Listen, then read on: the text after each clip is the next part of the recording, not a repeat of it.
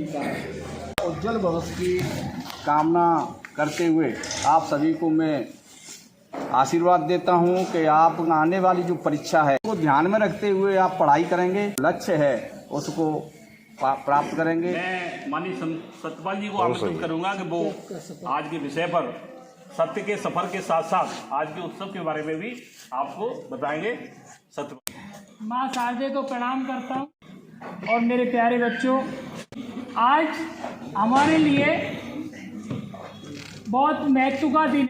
हम सब लोग, जिसमें आप और हम दोनों शामिल हैं, सरस्वती पुत्र के नाम से जाने जाते हैं।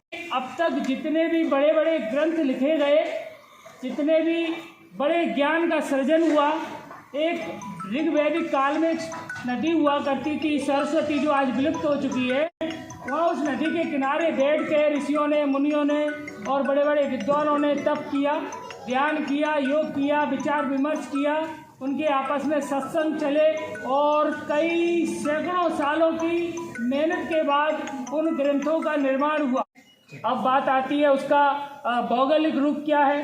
भौगोलिक सीधी सी बात है कि इस समय मौसम ऐसा आ गया है, ना बहुत ज़्यादा सर्दी है ना बहुत ज़्यादा गर्मी है। ये टाइम पढ़ाई के हिसाब से सबसे उपयुक्त है।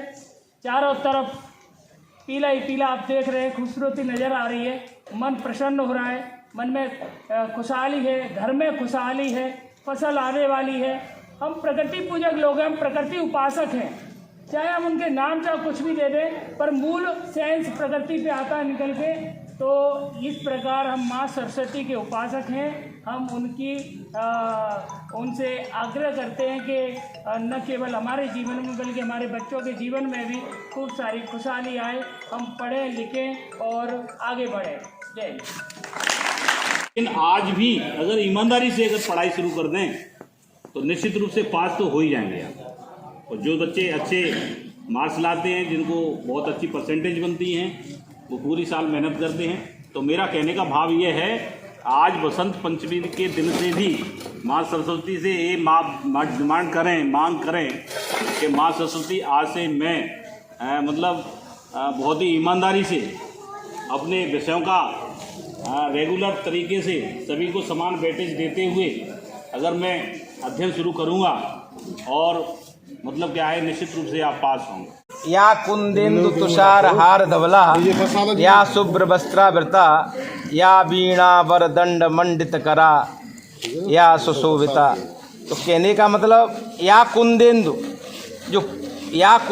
तुषार हार धवला, एक कुंद नामक जो पुष्प है उस पर माँ सरस्वती विराजमान है। तुषार हार धवला, तुषार कहते हैं जो ओस सी पत्तना ना, ओस से कितना स्वच्छ होती है, उस प्रकार का जो हार को धारण करे हुए है।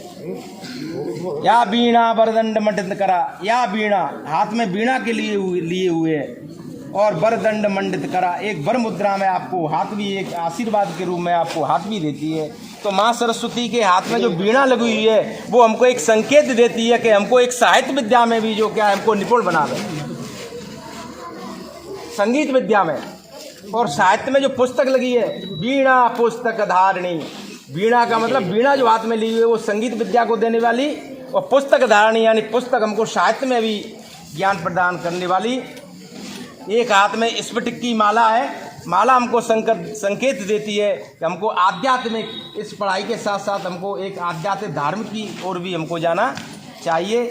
इस तरह से माँ सरस्वती के जो हाथ में लिए हुए हैं वो चिन्ह है, वो भी हमको एक संकेत देते हैं। वीणा क्या संकेत दे रही है, संगीत का, पुस्तक क्या दे रही है, साहित्य का है। हाथ में स्फटिक की जो माला हाथ धारण किए हुए है वो क्या संकेत दे रही है, हमको एक धार्मिक भजन भी थोड़ा बहुत करना चाहिए। और एक वर मुद्रा हाथ में आपको एकाग्रता, हाँ एकाग्रता, हम एकाग्र चित्त होकर के, ध्यान मग्न होकर के हम पढ़ाई करें। और एक हाथ से वो हमको आशीर्वाद दे रही हैं। तो आज माँ सरस्वती का हम सब लोग इसमें बैठे उपस्थित हैं सभी। माँ सरस्वती आप सभी को आशीर्वाद दें और सभी की मनोकामनाएं पूर्ण करें। जय हिंद, जय भारत। ज़्यादा जो अपशिष्ट पदार्थ हैं वो इस वक्त त्यागे जाते हैं। दूसरा, इस समय जो ये जो प्रकृति है बिल्कुल हल्दी जैसे रंग, पीले रंग में रंगी हुई है। पुष्प आ रहे हैं, पत्तियां आ रही हैं, इनके साथ साथ कुछ रासायनिक पदार्थ सेक्रेट हो रहे हैं और वो रासायनिक पदार्थ जब हमारे नासाद्वार के द्वारा अंदर जाते हैं तो हमें एक नई ऊर्जा देते हैं, नई शक्ति देते हैं। और वो शक्ति हमें कहती है कि इस मेरी शक्ति का कुछ उपयोग किया जाए। और विद्यार्थी जीवन में यही है कि उस शक्ति का उपयोग आप पढ़ने में लगाएं। ज़्यादा से ज़्यादा ये मौसम ऐसा है कि बहुत ज़्यादा हार्मोन्स इस मौसम में सेक्रेट होते हैं और वो हमारे में हर्षोल्लास पैदा करते हैं, हम ज़्यादा से ज़्यादा सीख सकें। और मतलब इस मौसम में ब्लड में भी इस प्रकार का परिवर्तन होता है कि जो आयुर्वेदिक दवाइयाँ या जो ऋषि मुनि जो दवाइयाँ तपस्या करते थे वो इस मौसम में ज़्यादा देते हैं, जिससे कि हमारा शरीर बिल्कुल संतुलित हो जाए, इसमें जो भी अपशिष्ट पदार्थ है वो निकल जाए। जिस प्रकार से पेड़ पौधे अपना अपशिष्ट पदार्थ त्याग रहे हैं, हमें भी अपनी दुर्भावनाओं को, अपशिष्ट पदार्थों को इस मौसम में त्याग कर कुछ सीखने की चेष्टा करनी चाहिए।